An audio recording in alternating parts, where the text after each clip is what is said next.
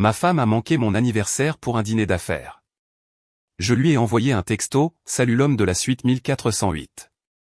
Il y a des chambres où l'on entre en pensant avoir le contrôle. » Elle est rentrée en catastrophe. Le mascara avait coulé partout. Elle portait toujours sa robe. C'était la partie facile. Ce qui a suivi? Elle ne l'a jamais vu venir. Je m'appelle Elliot Harrington. J'ai 47 ans. Je possède une entreprise de plomberie et de CVC, chauffage, ventilation et climatisation, commerciale à Columbus, en Ohio. 31 employés, 2 camionnettes de service, plus de tuyaux sous cette ville que la plupart des gens ne l'imagineront jamais. J'ai bâti cette entreprise à partir d'une seule camionnette et d'une ceinture à outils quand j'avais 26 ans. J'ai épousé Naomi quand nous étions assez jeunes pour croire que l'amour était un plan, pas seulement un sentiment. Nous avons eu 2 enfants, Tyler, 20 ans maintenant, qui termine sa 2e année à Ohio State, et Avery, 19 ans, qui étudie le graphisme à Denver. De bons enfants, des enfants vifs d'esprit. Je pense qu'ils ne tiennent ça ni de l'un ni de l'autre. Peut-être de quelque part entre nous deux. Pendant 21 ans, j'ai cru que nous avions ce que la plupart des hommes de mon âge envient secrètement dans les mariages des autres. Pas parfait. Rien n'est parfait, mais solide, réel. Le genre de choses dont on cesse de se soucier parce que c'est tout simplement là. De la même manière qu'on arrête de vérifier les fondations d'une maison après y avoir vécu assez longtemps. J'ai arrêté de vérifier trop tôt. Mon anniversaire tombe le 3e jeudi d'avril. J'avais fait la réservation au Brickstone Grill 3 semaines à l'avance. Une table dans le coin. Celle près de la fenêtre que Naomi a toujours prétendu être la meilleure place de tous les restaurants où elle était allée. J'avais même appelé à l'avance pour leur demander de garder une bouteille du Barolo qu'elle aimait. Celui que nous avions bu pour notre 15e anniversaire et qui, selon elle, avait le goût d'un mardi qui se transformait en quelque chose de mémorable. Je m'en souvenais. Je me souvenais toujours. Je suis arrivé à 19h15, en avance comme toujours. L'hôtesse m'a installé, m'a versé de l'eau, m'a tendu le vin. Je me suis assis et j'ai regardé la porte. 19h30 est passé. Puis 19h45. J'ai commandé du pain dont je ne voulais pas. J'ai vérifié mon téléphone 2 fois. Je me suis dit qu'elle était coincée dans les embouteillages sur la 315. À 20h, le texto est arrivé. Urgence client de dernière minute.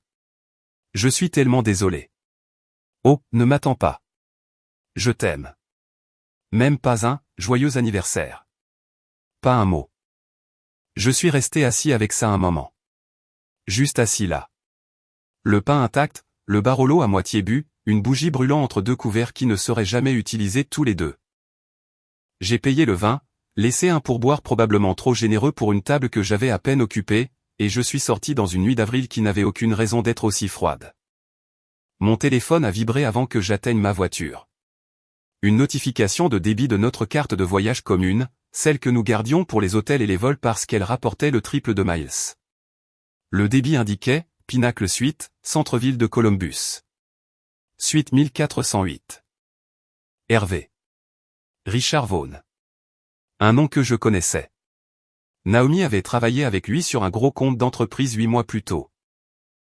Un type suave, la fin de la cinquantaine, les cheveux argentés, le genre d'homme qui portait une montre qui coûtait plus cher que ma première camionnette de service et s'assurait que vous le remarquiez. Il m'avait serré la main lors d'un événement de sa firme une fois et avait dit « Votre femme est l'esprit le plus vif de la pièce ». À l'époque, je l'avais pris comme un compliment. Suite 1408. Quelque chose dans ce numéro me dérangeait. Comme une porte que l'on sait qu'il ne faut pas ouvrir, mais vers laquelle on tend la main quand même. Le genre de chambre qui ressemble à tout ce que vous voulez jusqu'à ce que les murs se referment et qu'il n'y ait plus de retour en arrière possible. Je ne suis pas rentré chez moi. J'ai conduit jusqu'au centre-ville, me suis garé de l'autre côté de la rue du Pinacle, j'ai coupé le moteur et j'ai attendu. Je ne tremblais pas. Je ne pleurais pas. J'étais complètement, étrangement immobile.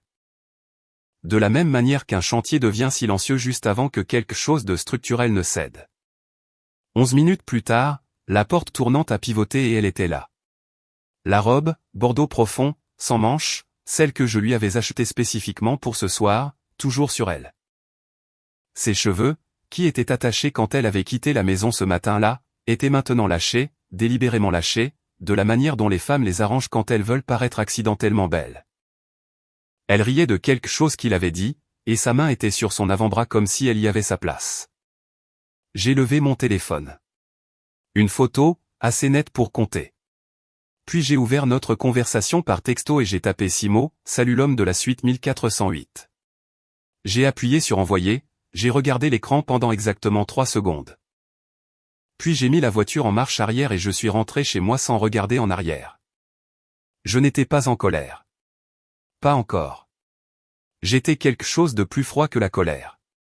Une sorte de clarté qui s'installe en vous lorsque la dernière pièce d'un puzzle s'emboîte et que l'image est exactement aussi mauvaise que vous le craignez. J'avais bâti une entreprise en lisant les problèmes structurels avant qu'ils ne deviennent des désastres. Il s'avérait que j'étais meilleur pour lire les tuyaux que les gens. Mais j'apprenais vite. Elle est rentrée en 14 minutes. Je le sais parce que j'ai regardé l'horloge du micro-ondes quand j'ai entendu ses pneus crisser dans l'allée. 23h43, j'avais envoyé ce texto à 23h29. Pour une femme qui avait une urgence client, elle s'était dépêchée. J'étais assis dans le fauteuil du salon quand la porte d'entrée s'est ouverte. Aucune lumière allumée, sauf la lampe près de la bibliothèque. La télévision était éteinte. J'avais un verre d'eau à la main et rien sur mon visage qu'elle puisse lire. Naomi se tenait dans l'embrasure de la porte, portant toujours la robe bordeaux. Une lanière de talon s'était détachée, pendant à sa cheville comme une pensée tardive. Son mascara avait coulé en 2 fines lignes sous ses yeux, et ses cheveux, qui avaient été soigneusement arrangés quand elle était partie, étaient maintenant lâchés d'une manière qui semblait moins stylée que précipitée. Elle serrait son téléphone à 2 mains, comme on s'accroche à quelque chose pour empêcher son histoire de s'effondrer. « Oh » dit-elle. Sa voix sortit, fluette et aiguë. Je pris une gorgée d'eau, ne répondis pas. Elle entra, ferma la porte derrière elle. « Je peux expliquer. » « Je n'ai rien demandé, dis-je. » Cela l'arrêta net. Elle s'était préparée au cri. Je pouvais le voir dans ses épaules. Cette légère inclinaison vers l'avant, comme une femme qui avait déjà répété sa défense contre la version de moi à laquelle elle s'attendait. La version qui devenait bruyante quand il était blessé. Elle n'était pas préparée à la version qui était passée au-delà des cris pour atteindre quelque chose de plus silencieux et de considérablement plus permanent. Ce n'était pas ce que tu crois, tenta de nouveau Naomi, s'approchant du canapé. Richard et moi étions justes. Naomi, dis-je, prononçant son nom une seule fois, d'un ton neutre et plat. Je t'ai vu sortir de cet ascenseur. J'ai vu la robe. Je connais le numéro de la suite. J'ai le relevé de la carte de crédit. Je fis une pause. Nous savons tous les deux ce que c'était. Elle s'assit lourdement sur le bord du canapé. Le téléphone toujours entre ses mains. Le calme fin qu'elle avait maintenu commençait à se fissurer. « Tu m'espionnais » ? Je dînais seul pour mon anniversaire, dis-je. Puis, je ne l'étais plus. Le coup porta. Sa mâchoire se crispa, puis se détendit alors que quelque chose qui aurait pu être de la honte traversa son visage, mais ne resta pas longtemps. Chez Naomi, la honte restait rarement longtemps. « J'ai fait une erreur, dit-elle doucement. Une terrible erreur. Mais tu ne peux pas juste. Nous sommes ensemble depuis 21 ans, Elliot. Tu ne peux pas jeter tout ça pour une seule nuit. » Je la regardai un moment. Vraiment regarder. Elle était toujours belle, de la manière dont certaines choses sont belles même après que vous sachiez exactement ce qu'elles coûtent. « Tu n'as pas dit joyeux anniversaire, dis-je. Pas une seule fois aujourd'hui. Pas un texto. Pas un message vocal. Pas même en entrant à l'instant. Je me levai lentement. 21 ans et tu n'as pas trouvé 8 mots. Sa bouche s'ouvrit. Se referma. Je descendis le couloir et m'arrêtai à la porte de la chambre d'amis, l'ouvrant. La lumière était déjà allumée. Je l'avais allumée avant qu'elle ne rentre. J'avais laissé une bouteille d'eau sur la table de chevet. C'est là que tu dormiras jusqu'à ce que tu trouves un autre endroit, dis-je. Naomi me suivit dans le couloir, ses talons cliquant de manière instable sur le parquet. Tu es dramatique. Parlons-en, s'il te plaît. Essayons. Tu portais cette robe pour lui, dis-je en me retournant pour lui faire face. J'ai acheté cette robe il y a 3 semaines. Je l'ai choisie parce que tu m'as dit un jour que le bordeaux était la couleur qui te faisait te sentir toi-même.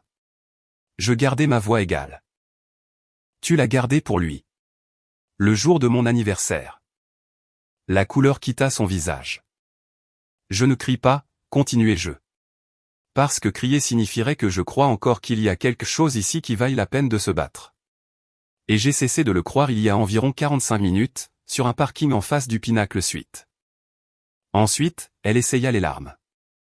Elles vinrent vite et semblaient sincères, le genre qui avait fonctionné sur moi pendant 2 décennies. Ses épaules se courbèrent et sa voix se brisa sur mon nom, comme si c'était quelque chose de précieux qu'elle venait de laisser tomber. Je regardais tout cela sans bouger. « Oh, s'il te plaît », murmura-t-elle. « Je ferai n'importe quoi. Une thérapie, tout ce que tu veux. Ne fais pas ça ce soir. Pas comme ça. Il y a des serviettes propres dans la chambre d'amis, dis-je.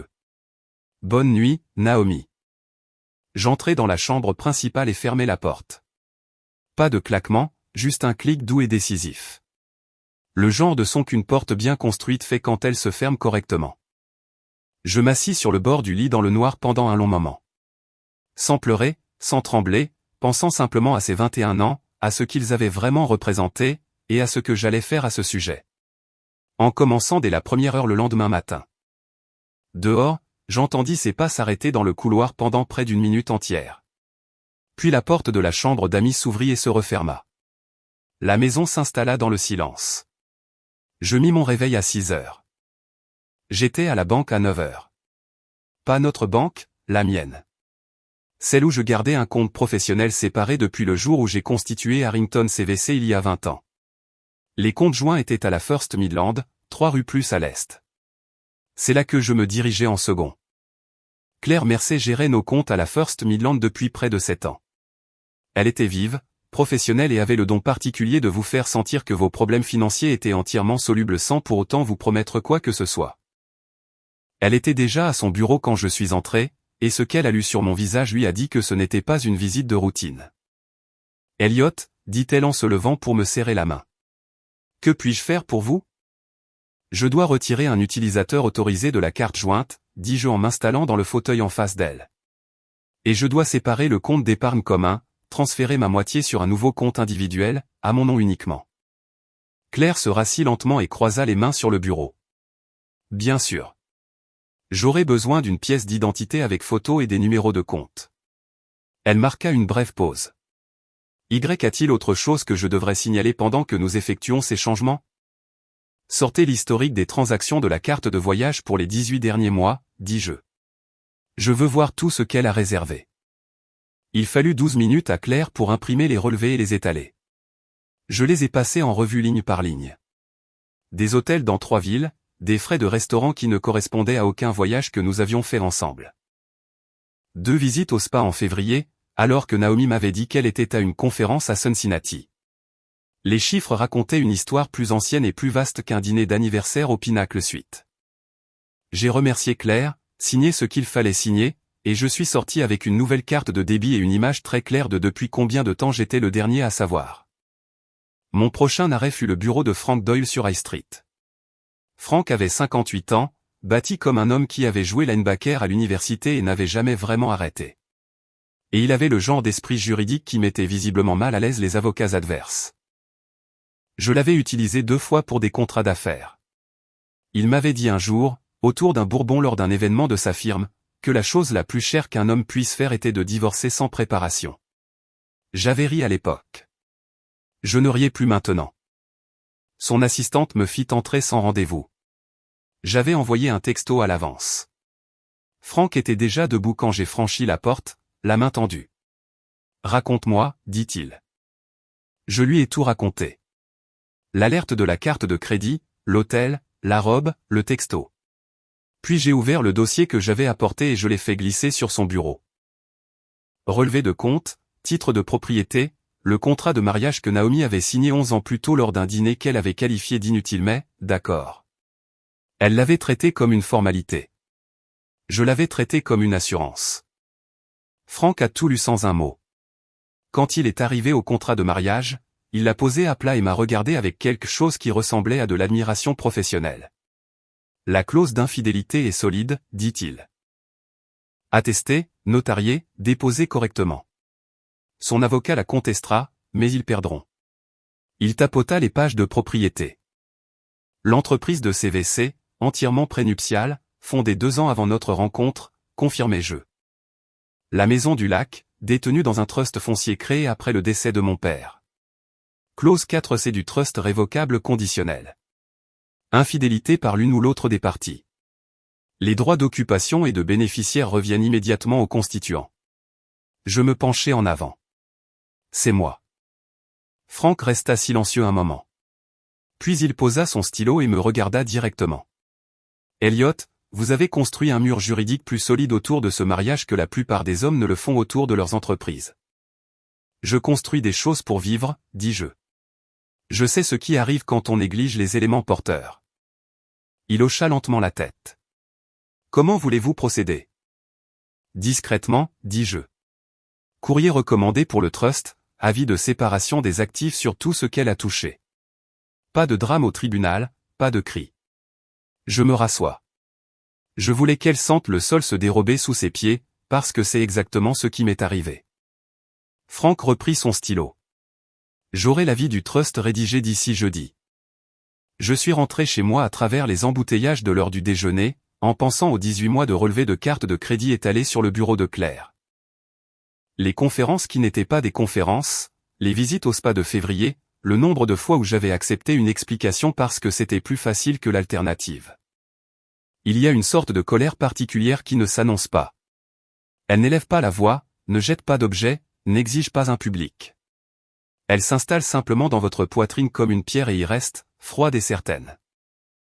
Et vous la portez avec vous pendant que vous faites des choses ordinaires, pendant que vous conduisez, mangez, parlez à des clients et signez des papiers. Et elle ne vous alourdit pas tant qu'elle ne vous stabilise. C'est ce que j'avais au moment où je suis retourné dans mon allée.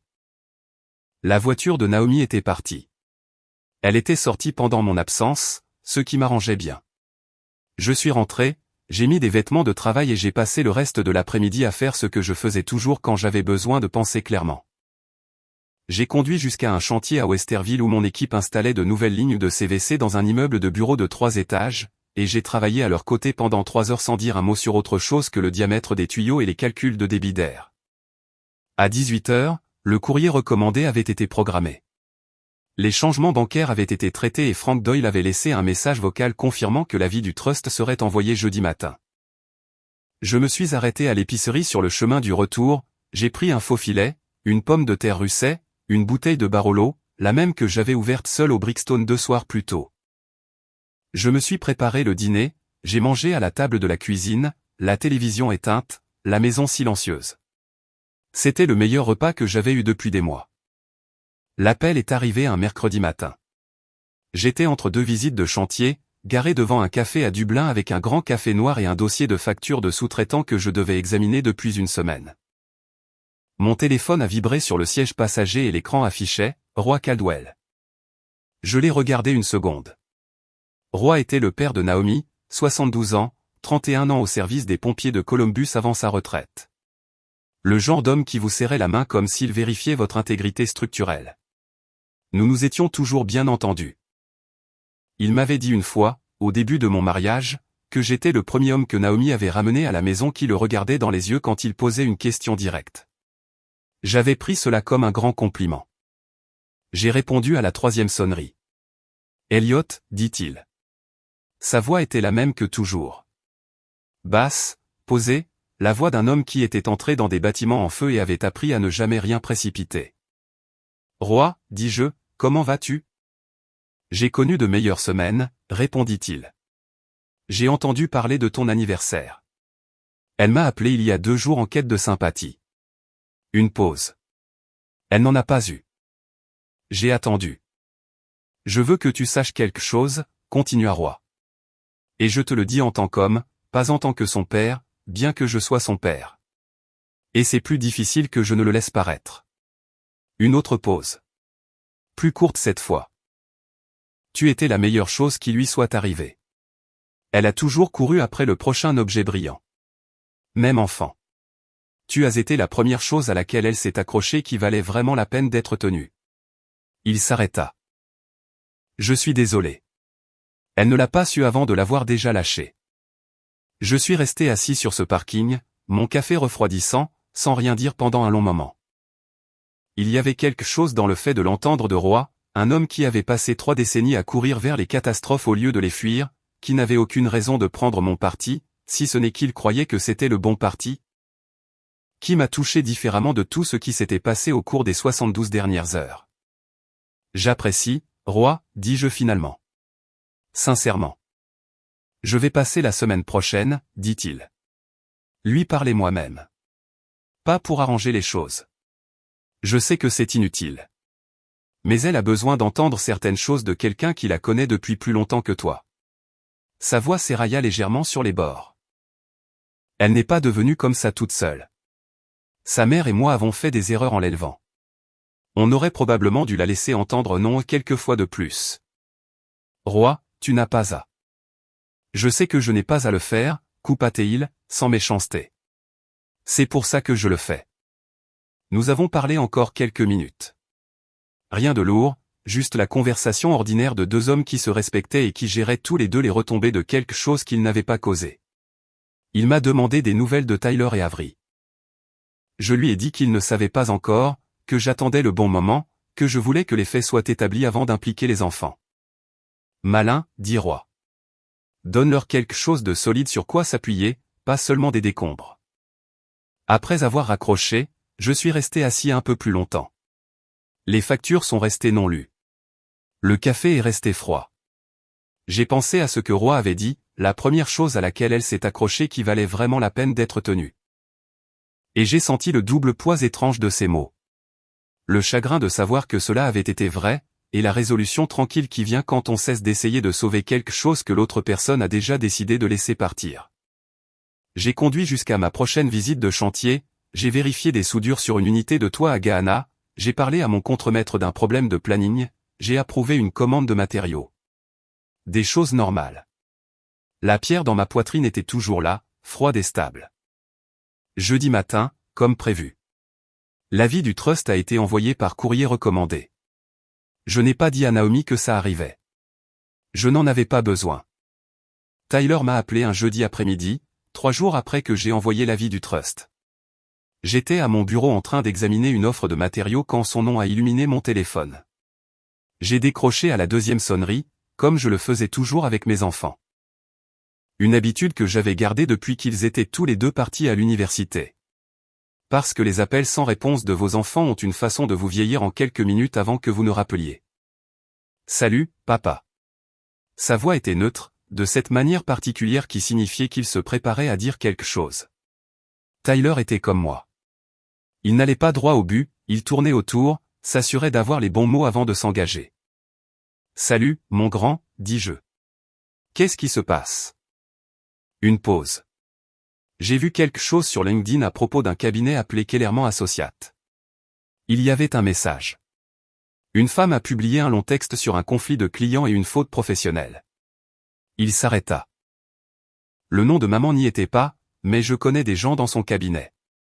Papa, ce n'était pas difficile de deviner. Je posai mon stylo. Tyler, est-ce que c'est vrai, demanda-t-il. Pas encore en colère. Juste prudent. De la manière dont on est prudent quand on se tient sur de la glace et qu'on n'est pas sûr de son épaisseur. J'aurais pu adoucir les choses. J'aurais pu dire, c'est compliqué, ou, laisse-moi d'abord parler à ta mère, ou n'importe laquelle de ces choses que les parents disent quand ils essaient de gagner un temps qu'ils n'ont pas. Mais Tyler avait 20 ans, il m'avait posé une question directe, et j'avais passé toute son enfance à lui apprendre que les questions directes méritaient des réponses directes. Oui, dis-je. C'est vrai. Le silence à l'autre bout du fil dura environ 4 secondes. Puis il expira, longuement, lentement, le bruit de quelque chose qui se dégonfla après avoir été sous pression pendant un certain temps.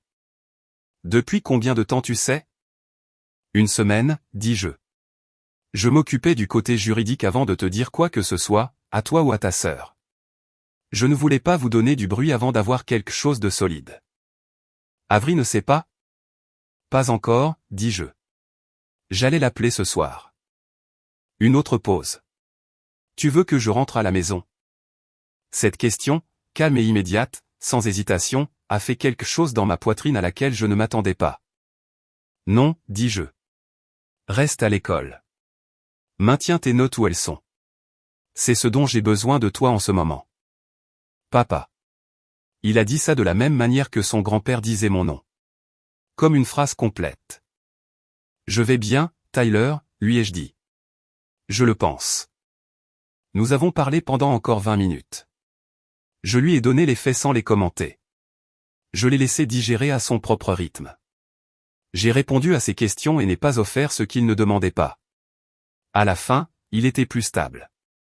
Pas bien. On ne va pas bien en 20 minutes, mais stable. Avec Avery, la conversation a été différente. Elle m'a appelé avant que je puisse l'appeler, ce qui m'a dit que Tyler avait contacté sa sœur dès que nous avions raccroché. Elle a commencé rapidement et sur la défensive, la voix tendue et claire, de la manière qui signifiait qu'elle avait pleuré avant de composer le numéro. Dis-moi que ce n'est pas ce que Tyler a dit, a-t-elle commencé. Avery, dis-le-moi, c'est tout. Je ne peux pas, dis-je doucement. Parce que c'est le cas. Le son qu'elle a émis n'était pas tout à fait un sanglot. C'était plus court et plus sec, comme si quelque chose lui avait coupé le souffle. Puis est venue la partie que je redoutais. Papa, elle a fait une erreur. Les gens font des erreurs. Toi et maman, ça fait 21 ans. Tu ne peux pas juste. Avery. Je gardais ma voix égale. J'ai besoin que tu m'écoutes, pas que tu discutes avec moi. Peux-tu faire ça? Une pause. Ouais. Ce n'était pas une surprise qui nous est arrivée à tous les deux. C'était un choix que ta mère a fait plus d'une fois sur une certaine période. Je n'ai pas élevé la voix. Je n'en avais pas besoin. J'ai déjà entamé la procédure judiciaire. Cette décision est prise. Ce dont j'ai besoin de toi maintenant, c'est que tu te concentres sur ton semestre et que tu me laisses gérer cette partie. Un silence assez long pour que je pense que l'appel avait été coupé. Puis, est-ce que tu vas bien? Vraiment bien, pas juste pour le dire. Je suis fonctionnel, dis-je, ce qui était la réponse la plus honnête que je pouvais lui donner à ce moment-là. Elle est quand même rentrée ce week-end-là. Je n'ai pas discuté. Elle est arrivée le samedi après-midi avec un bagage à main, l'entêtement de sa mère et la franchise de son grand-père roi. Elle est passée directement devant Naomi, qui était descendue dès qu'elle avait entendu la porte, sans dire un mot, et m'a serré dans ses bras dans la cuisine pendant un long moment sans parler. Puis elle est allée dans le salon, s'est assise en face de Naomi et a dit « Je veux entendre ta version ». Je suis resté dans la cuisine, sans écouter aux portes, juste présent. La conversation a duré 40 minutes. Je ne sais pas tout ce qui a été dit, mais je sais comment elle s'est terminée, car j'ai entendu les pas d'Avery revenir dans le couloir, je l'ai entendu s'arrêter devant la porte du salon et je l'ai entendu dire, tranquillement et sans drame, « Je t'aime, maman ». Mais je pense que tu sais ce que tu as fait. Puis elle est venue dans la cuisine, a pris son sac et m'a regardé. Je repars dimanche soir, a-t-elle dit. J'ai un projet à rendre lundi. Elle a fait une pause. Tu vas t'en sortir. Ce n'était pas une question. Elle l'a dit comme Roy disait les choses, comme une conclusion qu'elle avait déjà tirée et qu'elle classait simplement comme un fait. Je l'ai accompagnée à sa voiture le dimanche soir. Nous nous sommes tenus dans l'allée sous la dernière lumière d'avril et je lui ai dit que j'étais fier d'elle, ce que j'étais plus que je n'avais jamais su le dire correctement. Elle est partie sans regarder en arrière. Cette nuit-là, la maison était plus silencieuse qu'elle ne l'avait été depuis des années. Naomi est restée dans la chambre d'amis. Je suis resté dans la mienne et, quelque part entre 21h et minuit, j'ai entendu Naomi pleurer doucement à travers le mur. Pas pour jouer la comédie, pas pour chercher la sympathie, juste pleurer comme les gens pleurent quand il n'y a pas de public et aucun autre but que le fait de ne pas pouvoir s'en empêcher. Je suis resté allongé dans le noir, j'ai écouté et je n'ai rien ressenti d'autre qu'une sorte de pitié lointaine et fatiguée. Et puis je me suis endormi. Le message a été publié un lundi. Je l'ai découvert de la même manière que tout le monde, par un collègue qui me l'a transmis avec un message de 3 mots, « Tu devrais voir ça ». Sandra Vaughan n'avait pas de photo de profil. Le compte avait 11 jours, ce qui signifiait qu'elle l'avait créé spécifiquement à cette fin. Le message lui-même était long, 11 paragraphes, interlignes simples, le genre de choses que quelqu'un écrit et réécrit sur plusieurs jours jusqu'à ce que chaque mot soit précisément là où elle le veut. Elle n'a pas utilisé de nom. Elle n'en avait pas besoin. Quiconque dans le monde du conseil aux entreprises de Columbus qui lisait au-delà du 3e paragraphe savait exactement de qui et de quoi elle parlait. Le message exposait une chronologie, une relation client devenue personnelle, une suite d'hôtels facturés sur un compte de dépenses d'entreprise, des communications internes de la firme qui montraient un schéma de traitement préférentiel et de compromis éthique. Il se terminait par une seule ligne, les personnes qui sont censées respecter les normes professionnelles devraient y être tenues. En 48 heures, il avait été partagé 400 fois. Je l'ai lu une fois, j'ai fermé mon ordinateur portable et je suis retourné à l'examen d'une facture de sous-traitant. J'avais un chantier à Ghana qui nécessitait mon attention, et une équipe à Westerville qui attendait une approbation de matériaux. Le message n'était pas mon problème à gérer. Je ne l'avais pas écrit, pas encouragé, je ne savais même pas qu'il allait arriver. Naomi l'a appris à 7h30 ce même matin. Je le sais parce que je l'ai entendu au téléphone dans la chambre d'amis à 7h32, sa voix passant d'un ton soigneusement contrôlé à quelque chose de plus dur et de plus cassant dans les 30 premières secondes de la conversation qu'elle avait. Elle est apparue dans l'embrasure de la cuisine à 8h. Toujours en peignoir, les cheveux défaits, le téléphone serré à son côté, elle ressemblait à une femme qui s'était réveillée pour découvrir que sa maison avait été réarrangée pendant son sommeil. « Tu étais au courant de ce message ?» a-t-elle demandé. Je me suis versé une deuxième tasse de café sans me retourner. « Bonjour, Elliot. As-tu quelque chose à voir avec ça ?» Je me suis retourné et je l'ai regardé fixement. « Non, dis-je. J'imagine que Sandra Vaughan y est pour beaucoup. » Elle a émis un son, pas tout à fait un mot, pas tout à fait quoi que ce soit, et a pressé ses doigts contre l'arête de son nez. Ça va me détruire professionnellement. Ce message est partagé par des gens avec qui je travaille depuis 15 ans. Mon patron m'a appelé avant 7h ce matin. Qu'a-t-il dit? Il a dit que les RH voulaient une réunion. Sa voix était devenue fine et tendue. Il a dit qu'on dirait que j'ai créé un passif pour la firme. J'ai hoché la tête une fois. C'est le cas. Le regard qu'elle m'a lancé était du genre qui, 6 mois plus tôt, m'aurait fait reculer, adoucir les angles, trouver quelque chose de plus diplomatique à dire. Au lieu de ça, j'ai pris ma tasse de café et j'ai attendu. J'ai besoin que tu leur dises que nous avions des problèmes, a-t-elle dit. Dis au RH que nous étions séparés, que ce n'était pas ce que ça avait l'air, que c'était une situation personnelle qui s'est compliquée. S'il te plaît, donne-moi juste une marge de manœuvre, quelque chose pour ralentir tout ça. J'ai posé la tasse sur le comptoir avec un clic silencieux. Tu veux que je mente à ton employeur pour que tu gardes ton travail. Je veux que tu m'aides, dit-elle, et sa voix se brisa légèrement sur le dernier mot d'une manière qui semblait sincère. Je sais que je ne le mérite pas. Je le sais, mais je te le demande quand même. Je l'ai regardée pendant un long moment. Elle était toujours belle dans les décombres d'elle-même, et ce fait ne m'émouvait plus comme avant. Non, dis-je. Elle cligna des yeux. Je t'ai soutenu à travers 2 changements de poste, 3 négociations salariales et un renouvellement de licence qui a pris 8 mois, continuai-je, en gardant ma voix égale. J'ai relu tes présentations à 23h. J'ai déplacé nos vacances 2 fois pour que tu puisses conclure des contrats. Et quand j'ai eu besoin que tu sois là pour une seule soirée, mon anniversaire, tu étais à 6 km de là, dans la suite de quelqu'un d'autre. J'ai pris mes clés sur le comptoir. Ta carrière n'est pas sous ma responsabilité. Elle n'a pas répondu. Le combat l'avait quitté quelque part au milieu de tout ça, et ce qui restait était quelque chose de plus rare et de moins poli. Une femme en peignoir debout dans une cuisine qui devenait lentement celle de quelqu'un d'autre. Je suis passé devant elle et je suis sorti. Le jeudi, l'enquête des RH s'était étendue. Le vendredi après-midi, Naomi avait été mise en congé administratif sans solde en attente d'examen. Son patron, un homme prudent qui avait passé 20 ans à garder sa firme hors des gros titres, n'avait aucune envie de l'histoire que racontait le message de Sandra Vaughan. J'ai entendu Naomi au téléphone à nouveau ce soir-là. Un ton différent cette fois, plus calme, moins sec. Elle appelait un avocat. Bien. Je me suis dit qu'elle allait en avoir besoin. L'enveloppe recommandée est arrivée un jeudi matin. Je connais l'heure exacte parce que j'étais assis à la table de la cuisine avec ma deuxième tasse de café quand j'ai entendu la fente de la boîte aux lettres s'ouvrir. Et le son de l'enveloppe atterrissant sur le parquet était différent du léger flottement habituel des factures et des prospectus. Plus lourd, délibéré, le son de quelque chose d'officiel qui s'annonçait. Je n'ai pas bougé. Naomi dormait encore dans la chambre d'amis. Elle veillait tard ces derniers temps.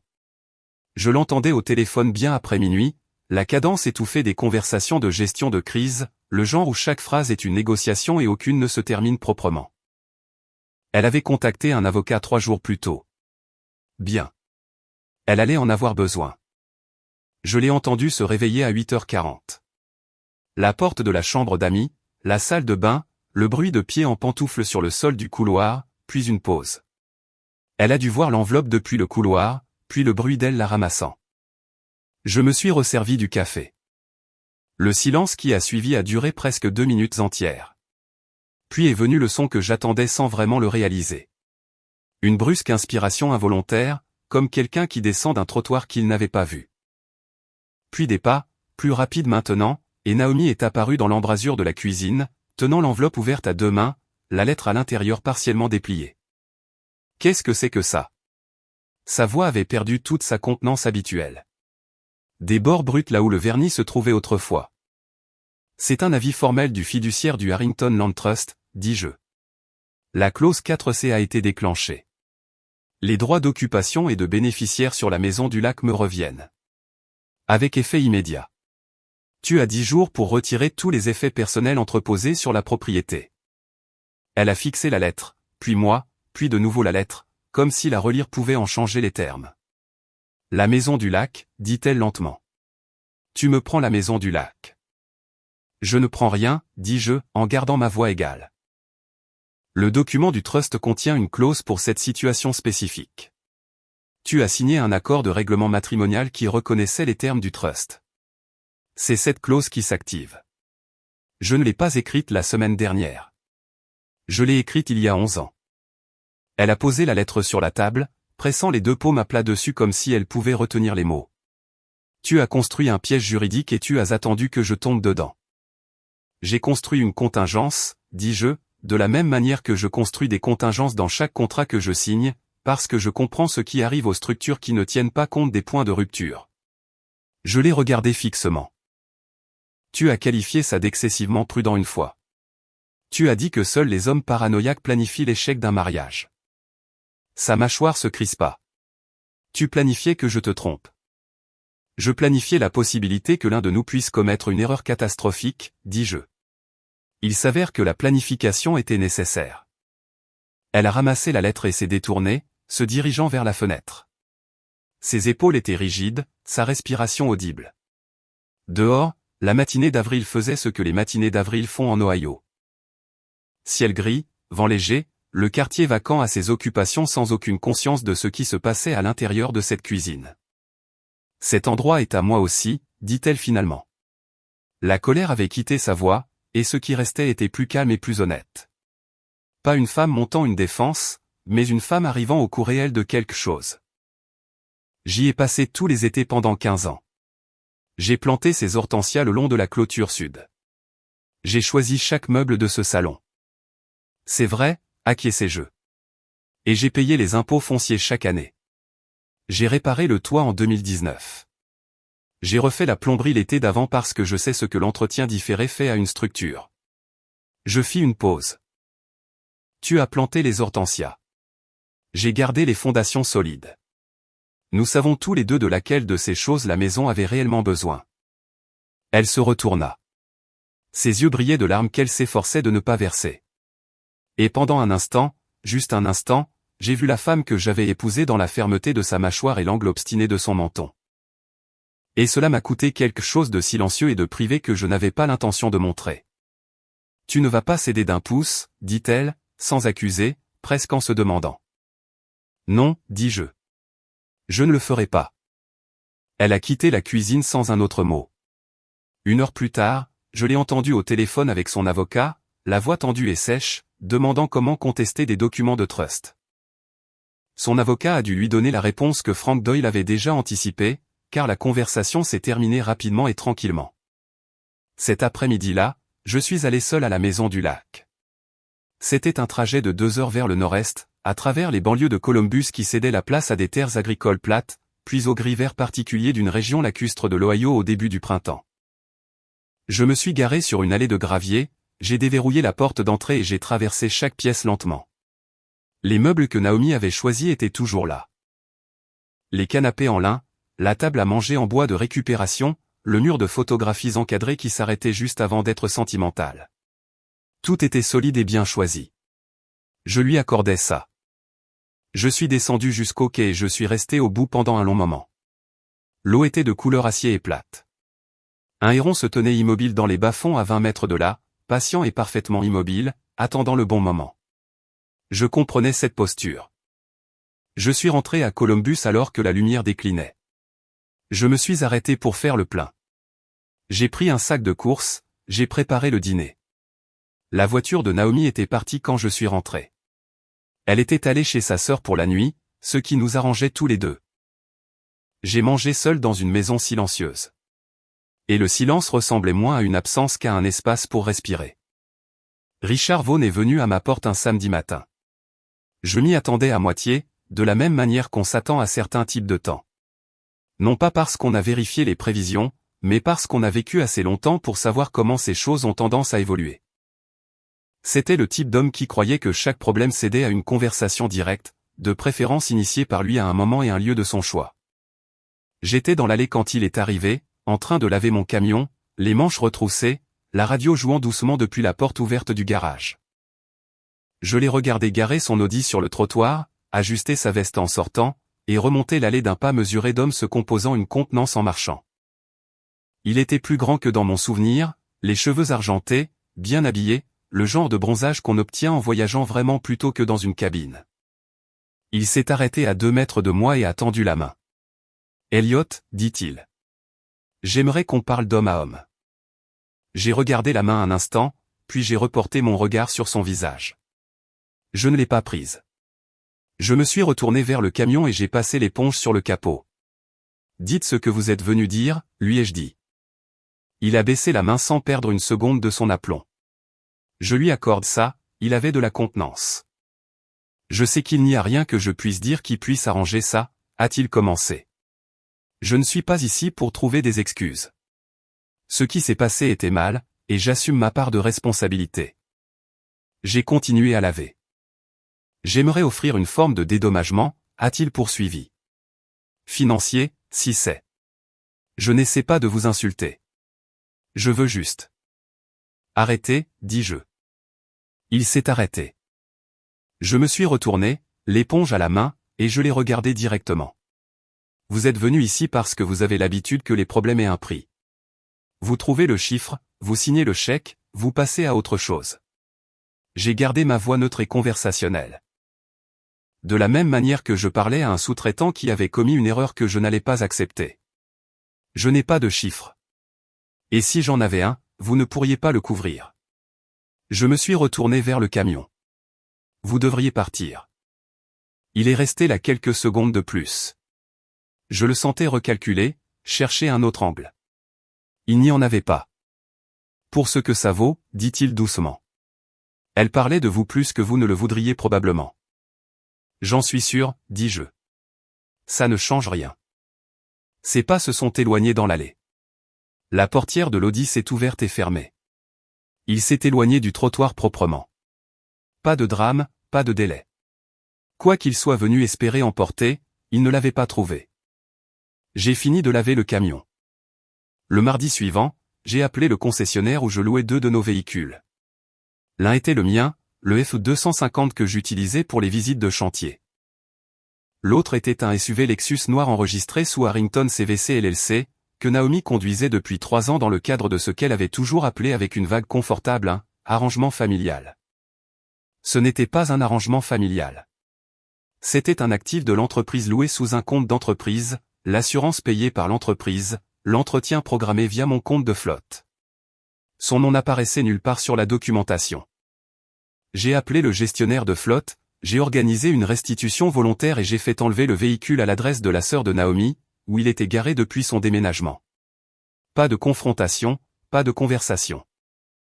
Un chauffeur dans une voiture de transport est arrivé, a récupéré les clés à la réception de l'immeuble, où j'avais pris des dispositions pour qu'elles soient laissées, et la Lexus avait disparu à 14 heures. J'ai transféré les économies équivalentes à la location pour la durée restante dans le fonds d'éducation de Tyler, $4100. Les choses bougeaient discrètement, comme je préfère les faire bouger. Naomi a appelé à 16h17. J'ai laissé sonner jusqu'à la messagerie. Elle a rappelé à 16h31. J'ai écouté celui-là. Sa voix dans le message était quelque part entre la fureur et l'incrédulité. Le genre qui ne vient pas d'un choc véritable, mais de l'indignation spécifique de quelqu'un qui supposait qu'un arrangement était permanent et qui vient de découvrir qu'il avait toujours été conditionnel. Elle a utilisé le mot « injuste » 2 fois et l'expression « tu ne peux pas juste » 1 fois. Je pouvais, en fait, juste. J'ai effacé le message vocal, j'ai posé mon téléphone face contre mon bureau et je suis retourné à l'estimation des matériaux sur laquelle je travaillais.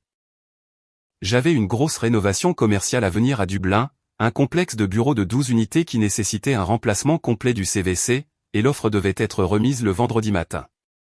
J'ai travaillé jusqu'à 19h, je me suis fait un sandwich, j'ai fait le tour du pâté de maison alors que le soleil se couchait, les mains dans les poches, le quartier s'installant dans ses routines du soir tout autour de moi. Les tondeuses à gazon qui finissaient, les enfants appelés pour le dîner, les lumières des porches qui s'allumaient une par une, comme de petites déclarations de la vie ordinaire qui continuaient. J'ai pensé aux hortensias le long de la clôture sud de la maison du lac. Naomi les avait plantées l'été après la naissance de Tyler, dans les bonnes années où tout semblait encore se construire vers quelque chose. C'étaient de belles plantes. Je les arrosais chaque année. Je continuerai à les arroser. L'appel de Kellerman Associates est arrivé un mardi. Je l'ai appris de la même manière que j'apprenais la plupart des choses qui impliquaient la vie professionnelle de Naomi ces semaines-là, par l'absence d'informations plutôt que par leur présence. Elle avait cessé de mentionner complètement le travail, ce qui m'en disait plus que n'importe quelle mise à jour ne l'aurait fait. Quand une personne qui a passé 15 ans à faire de sa carrière la pièce maîtresse de chaque conversation au dîner devient soudainement silencieuse sur le sujet, le silence a une forme. Denny Carvey m'a raconté le reste. Denny et moi nous connaissions depuis le début de la trentaine. Nous nous sommes rencontrés par le biais d'une association professionnelle, sommes restés amis grâce à l'accumulation ordinaire d'histoires partagées qui transforment les connaissances en quelque chose de plus durable. Il dirigeait une entreprise d'électricité commerciale à Hilliard, connaissait la moitié du milieu des affaires de Columbus par leur prénom et avait le genre de radar social qui captait les ragots professionnels avant même qu'ils ne soient complètement formés. Il m'a appelé un mercredi après-midi et m'a demandé si j'avais le temps de parler. Je lui ai dit oui. Il est passé, s'est assis à ma table de cuisine et a dit ce qu'il avait à dire sans fioriture. J'ai vu Naomi avec Vaughn en octobre dernier, a-t-il dit. Au Capitol Club. Il dînait, et ce n'était pas un dîner d'affaires. Il m'a regardé fixement. Je me suis dit que je n'étais pas sûr. Je me suis dit que je pouvais mal interpréter. Une pause. Je me suis dit ça pendant 6 mois. Je l'ai regardé de l'autre côté de la table. 6 mois, Denny. Je sais. Il n'a pas détourné le regard. J'ai eu tort d'attendre. Je ne vais pas le nier. Je me suis levé, je suis allé à la fenêtre, j'ai regardé le jardin un moment. Le pommier que Naomi avait planté le printemps après notre emménagement commençait à bourgeonner. Petit, vert pâle, indifférent à tout. Nous sommes amis depuis 16 ans, dis-je. C'est vrai, acquiesça-t-il. Et tu as gardé ça pour toi pendant 6 mois. Je l'ai fait. Il n'a pas bronché. Je pensais protéger le mariage. En réalité, je me protégeais simplement d'une conversation difficile. Je me suis retourné. Il y avait une véritable responsabilité sur son visage. Pas de comédie, pas de calcul, juste un homme qui avait pris une mauvaise décision et qui était prêt à l'assumer complètement. Ça comptait. Ça n'effaçait pas 6 mois, mais ça comptait. J'ai besoin de temps, dis-je. Il a hoché la tête, s'est levé, a mis sa veste. Je serai là quand tu seras prêt. Il est parti sans demander pardon, ce qui était le bon instinct. Le pardon, s'il venait, viendrait à mon rythme. 3 jours plus tard, le cabinet de Naomi a rendu les choses officielles. Les RH avaient terminé leur examen. Les irrégularités des notes de frais, le conflit éthique avec le compte Vaughn, les retombées de LinkedIn. Ensemble, ils avaient monté un dossier que son associé directeur n'avait apparemment aucune envie de défendre. Son accès a été révoqué un vendredi matin. Son nom a disparu du site web du cabinet à midi. Elle est rentrée cet après-midi-là avec une petite boîte en carton, le genre de boîte qui contient exactement la vie professionnelle d'un bureau, et l'a posée sur le comptoir de la cuisine sans rien dire. J'étais en train de faire du café. J'ai jeté un coup d'œil à la boîte, puis à elle. Elle avait l'air vidée. Pas la vulnérabilité feinte qu'elle utilisait dans nos conversations, mais un véritable épuisement jusqu'à l'os. Le visage d'une femme qui avait vu tout ce qu'elle avait construit professionnellement se dissoudre en l'espace de 3 semaines. Ils m'ont licencié, dit-elle. Je sais, dis-je. Elle a sorti une photo de la boîte. Nous deux à un événement d'entreprise des années plus tôt, moi dans une veste que j'avais donnée depuis longtemps. Elle avec le genre de sourire confiant qu'elle arborait quand tout se passait comme prévu. Elle l'a posée sur le comptoir, puis l'a reprise, puis l'a posée face contre table sans la regarder. Je ne m'attends pas à ce que tu aies pitié de moi, dit-elle. Tant mieux, répondis-je doucement. Parce que ce n'est pas le cas. Mais je ne me réjouis pas non plus. Il y a une différence. Elle hocha lentement la tête, prit la boîte et l'emporta dans la chambre d'amis. J'ai entendu la porte se fermer. Ce soir-là, j'ai appelé Tyler, je lui ai raconté ce qui s'était passé. Il est resté silencieux un moment, puis a dit « Est-ce qu'elle va bien ?» ce qui était exactement la réponse que j'attendais de lui. Une préoccupation pratique, sans drame. Je lui ai dit qu'elle gérait. Il m'a dit qu'il prendrait de ses nouvelles. Je lui ai dit que c'était à lui de décider, pas à moi. Puis j'ai appelé Avery. Elle a été plus silencieuse à ce sujet, d'une certaine manière. Elle était silencieuse quand elle digérait quelque chose qu'elle n'avait pas entièrement résolu. Avant de raccrocher, elle a dit « Tu sais à quoi je n'arrête pas de penser, papa ? Tu avais fait cette réservation 3 semaines à l'avance. Tu avais appelé pour le vin. » Une pause. Tu essayais. C'est vrai, dis-je. Ça compte, dit-elle. Même s'il est trop tard pour que ça compte comme ça aurait dû. Je suis resté avec ça pendant longtemps après que nous ayons raccroché. 8 mois plus tard, le 3e jeudi d'avril, j'ai fait une réservation au Brixton Grill. Même table, dans le coin près de la fenêtre. J'ai appelé à l'avance pour le Barolo. Tyler est descendu de Columbus. Avery a pris l'avion de Denver. Elle avait réservé le vol 2 semaines plus tôt sans me le dire. Elle est arrivée à la maison le vendredi matin avec un sac de sport et la confiance tranquille d'une jeune femme qui a décidé que certaines choses valaient la peine d'être présentes. Nous sommes arrivés au restaurant à 19h15. L'hôtesse nous a conduits à la table du coin et Tyler a tiré la chaise en face de lui pour sa sœur avec la courtoisie automatique qui m'a dit, pas pour la première fois, que j'avais fait quelque chose de bien quelque part au milieu de tout le reste. Le Barolo est arrivé. 3 verres cette fois. Tyler a levé le sien. Au vieil homme, dit-il, qui avait apparemment son avocat en numérotation rapide avant même que nous sachions que nous en avions besoin. Avery a reniflé. T'es un vrai désastre, a-t-elle dit à son frère, ce qui était la chose la plus affectueuse qu'elle lui ait jamais dite. J'ai levé mon verre, je n'ai pas porté de toast, j'ai juste bu. Le tiramisu est arrivé à la fin du repas, une seule portion, non divisée. Le serveur l'a posé au centre de la table, et nous 3 l'avons démoli avec 3 cuillères et sans aucune cérémonie. Et c'était meilleur que tout ce que j'avais mangé seul à cette table 12 mois plus tôt. Le divorce avait été finalisé 7 semaines auparavant. Frank Doyle avait été efficace, minutieux et, heureusement, peu dramatique dans tout le processus. Le contrat de mariage avait tenu, exactement comme il était écrit. La maison du lac restait à moi. L'entreprise n'avait jamais été en question. Naomi avait conservé un modeste règlement en espèces et les meubles de la chambre d'amis, ce qui me semblait approprié. Elle les avait choisis. Elle pouvait les garder.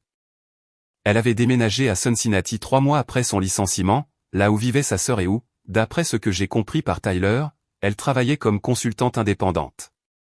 Des comptes plus petits, moins de prestige, une vie professionnelle reconstruite sur des fondations plus étroites. Je ne lui souhaitais aucun mal particulier. Je ne lui souhaitais non plus aucune aide particulière. Roy Caldwell m'a appelé le matin de mon anniversaire, juste pour dire qu'il pensait à moi. Nous avons parlé pendant 10 minutes de choses sans importance, son jardin, mon projet à Dublin, la composition de l'équipe de printemps des Buckeyes. Avant de raccrocher, il a dit, tu les as bien élevés, ces deux-là, Elliot. Quoi qu'il soit arrivé d'autre, cette partie-là, tu l'as réussi. J'ai pensé à ça au restaurant. En regardant Tyler expliquer quelque chose à Avery avec les gestes animés qu'il avait depuis ses 7 ans. En la regardant écouter avec l'attention concentrée qu'elle avait depuis ses 5 ans. Roy avait raison. Cette partie-là, je l'avais réussi. L'addition est arrivée. Tyler l'a attrapé avant que je ne puisse le faire. C'est ma tournée, a-t-il dit. Ne discute pas. Je n'ai pas discuté. Nous sommes sortis dans une nuit d'avril qui était plus chaude que celle de l'année dernière d'une marge raisonnable, ce qui ressemblait moins à un symbole qu'à du simple beau temps. Et j'ai décidé que c'était bien. Tout n'avait pas besoin de signifier quelque chose. Certaines choses étaient simplement meilleures qu'elles ne l'avaient été. Je suis rentré chez moi avec les fenêtres baissées et la radio à bas volume.